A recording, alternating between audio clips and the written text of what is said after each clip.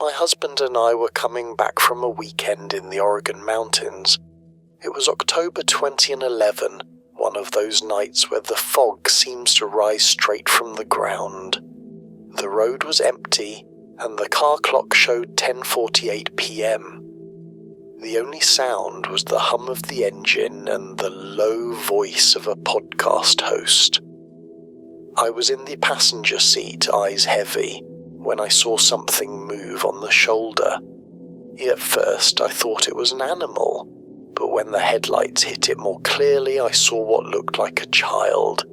I screamed at Julio, "Stop the car!" He hit the brakes so hard the seatbelt slammed me back. The figure stood there, frozen, staring at the woods. She looked small, about 6 years old, wearing a white tattered dress. Her hair covered most of her face. Julio got out with his phone flashlight and walked slowly toward her. I stayed inside with the engine running. When he spoke to her, the girl turned her head slowly. That's when I felt a chill shoot down my spine. Her eyes were too dark, too deep, hollow. Julio blinked, and she vanished. I swear, gone without a trace. I screamed inside the car. She was now farther ahead, standing in the middle of the road, back turned, arms limp at her sides.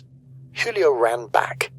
As we drove past her, she turned her face toward me and smiled, but not a child's smile.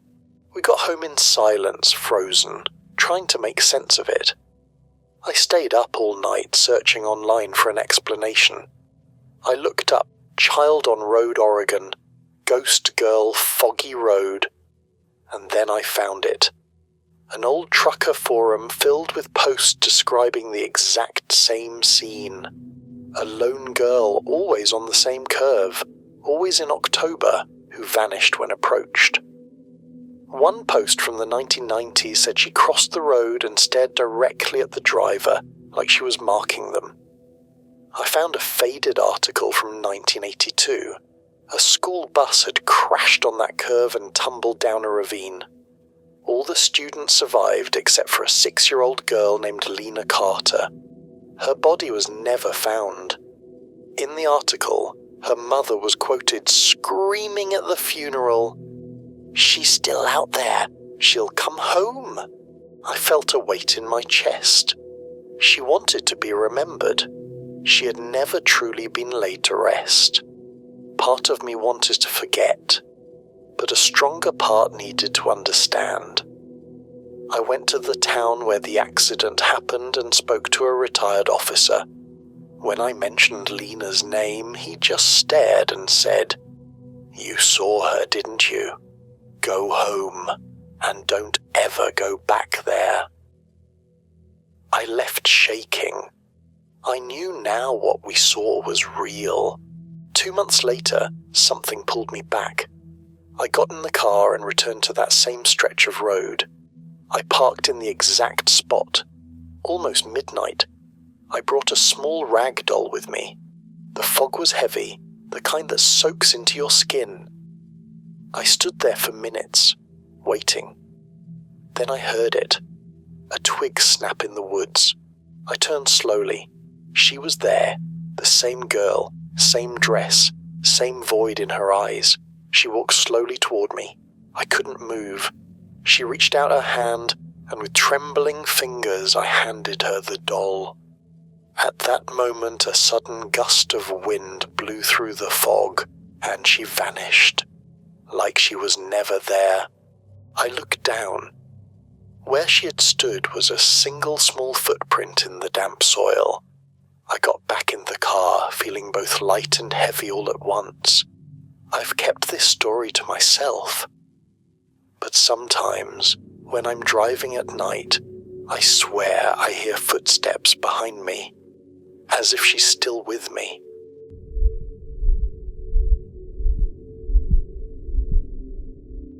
My name is Emma Duarte, and what I'm about to tell you happened to me in October 2019 in the deserts of New Mexico. I'm an environmental surveyor. I spend most of my time driving alone between small towns. I was heading back from Carrizozo to Roswell. It was already late, about 11:40 p.m. Route 380 is isolated, flat and empty.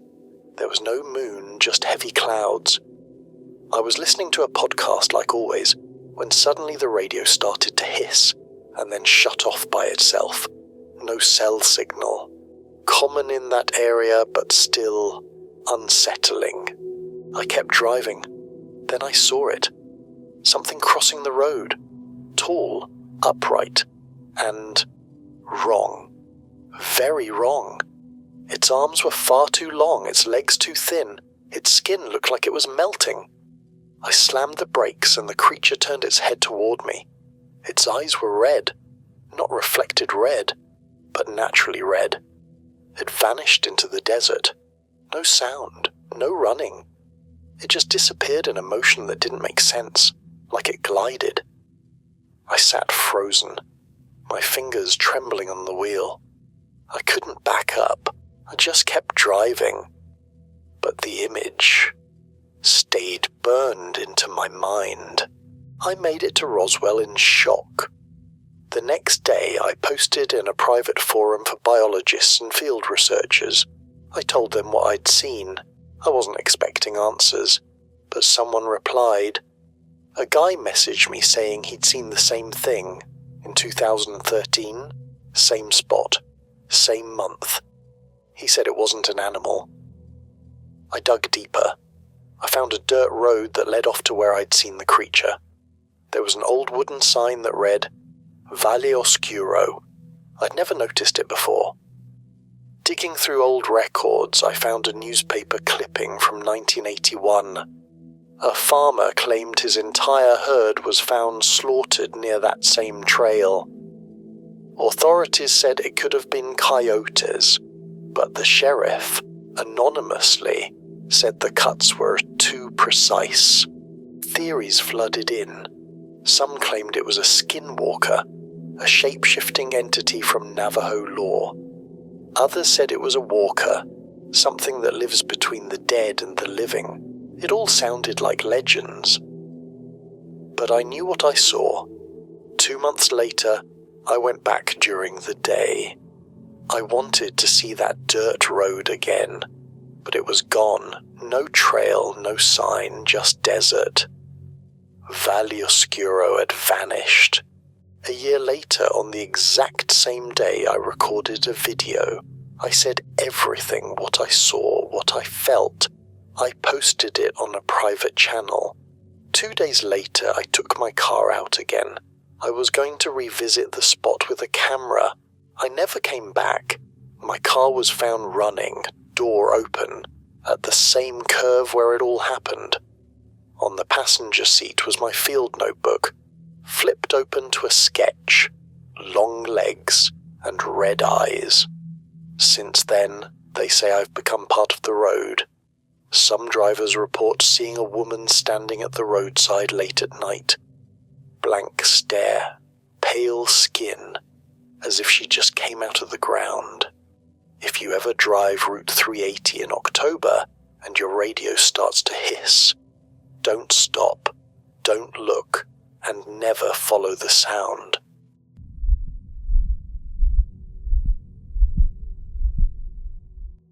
My name was Samuel Blake. Yes, was. If you're hearing or reading this, I'm probably long gone. I was born in 1941 and lived almost my entire life in rural Montana, in a simple wooden house my father built with his bare hands. After my wife Martha died in 1998, I was alone. But I didn't mind. I like the quiet, the silence of the forest, the sounds city people forget exist. I had my rocking chair, my old battery-powered radio, my rusted rifle hanging on the wall, and my routine. Every night around 9 p.m, I'd throw on my heavy coat and walk down to the dirt road that cut through the woods. I'd look at the stars, breathe in the cold air, and return. It was my way of remembering there was still a world out there. But that October night, something was wrong. The silence felt heavy, not peaceful. tense. No crickets. No wind. The air was still. And that's when I heard it. A strange sound, like a muffled metallic hiss mixed with something wet, like someone chewing meat with their mouth open, slowly. I looked down the road.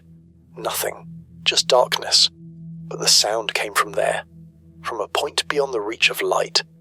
I froze. Something deep inside me said turn back. But curiosity got the better of me. I grabbed my flashlight, tightened my coat, and started walking. I walked slowly, each step crunching the gravel beneath my boots. The hissing grew louder, wetter.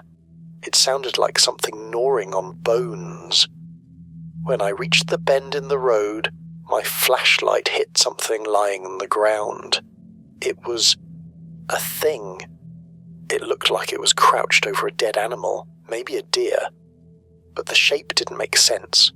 The shoulders were too wide, the arms thin and long, almost dragging. Its head was small, with what looked like a slit down the middle, like a mouth, or a hole. The creature was eating the animal, but there was no growling, no breathing, just that sickening sound of flesh being torn apart. I took one step forward, and it froze, completely still. Then slowly it stood. It wasn't very tall, maybe my height, but the way it moved was all wrong. The joints bent the wrong way. The bones looked crooked, warped. Its skin was dark, wet-looking like slick leather. It had no eyes, no nose, just that gaping slit where its face should have been. Every inch of my body tingled, like I was standing inside an electrical storm. The air around it didn't feel cold, it felt void, like all the warmth had been sucked away. It faced me, or at least I think it did, and then it leapt.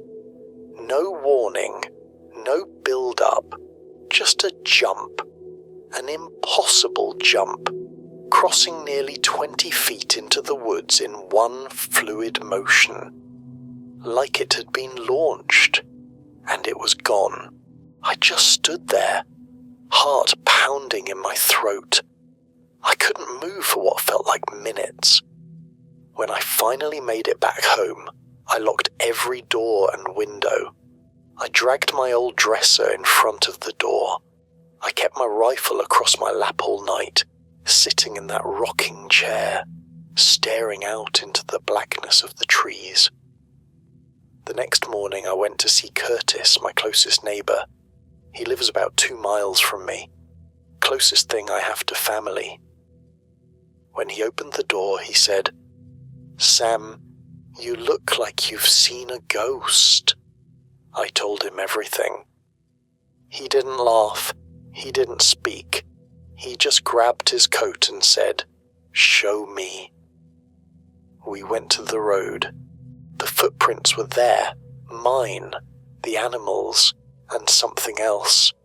2 deep impressions in the dirt, like something heavy had landed, and scratch marks, long gouges trailing into the forest, like claws had dug into the ground.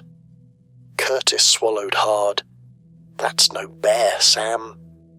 We told the sheriff. They sent out a deputy. He looked around, took some notes, snapped a few pictures, called it a possibly injured cougar, but I knew better. The following nights were the worst. The sound came back, the hissing, the footsteps, outside my house. I even took a photo through the window one night. When I developed it, there were 2 red marks in the frame, eye level. I stopped going outside. I stopped sleeping. I felt marked, like it knew I'd seen it. A week later, I left an envelope with Curtis. I wrote it by hand. "If you ever hear the hissing, don't try to understand it. Go home, lock everything, pray." On the 8th night, the sound stopped. The woods were quiet again, but it wasn't peace. It was the wrong kind of quiet, like it was waiting. I walked out to the road.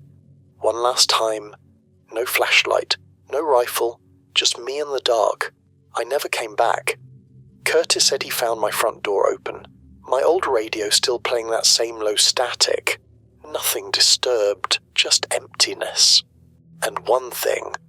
A torn piece of my flannel shirt, caught on a branch way too high for any man to reach. They put my name on the missing persons list. But now you know the truth. If you ever go to Montana and you hear a wet, hissing sound coming from the woods, don't try to see what it is. Don't walk toward it, and never, ever look it in the face. Because the thing that took me is still out there.